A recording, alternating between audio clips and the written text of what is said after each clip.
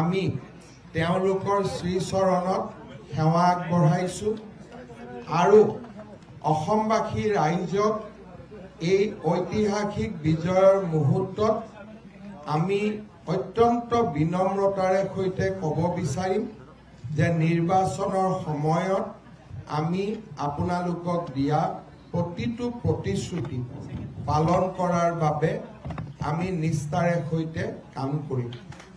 ভাৰতৰ প্ৰধানমন্ত্ৰী নৰেন্দ্ৰ মোদী ডাঙৰীয়াই যোৱা 10টা বছৰে যি ধৰণে আমাৰ ৰাজ্যখনৰ বিকাশত বৰঙণি যোগালে, আজি অসমৰ ৰাইজে প্ৰধানমন্ত্ৰী নৰেন্দ্ৰ মোদী ডাঙৰীয়াৰ নেতৃত্বৰ ওপৰত পুনৰ এবাৰ আস্থা প্ৰকাশ কৰিলে।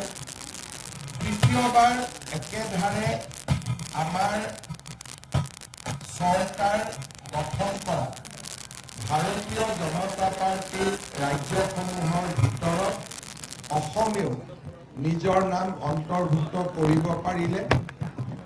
প্ৰধানমন্ত্ৰী নৰেন্দ্ৰ মোদী ডাঙৰীয়াক মই পুনৰ এবাৰ আজি এই বিজয়ৰ ঐতিহাসিক মুহূৰ্তত কৃতজ্ঞতা জ্ঞাপন কৰিছোঁ।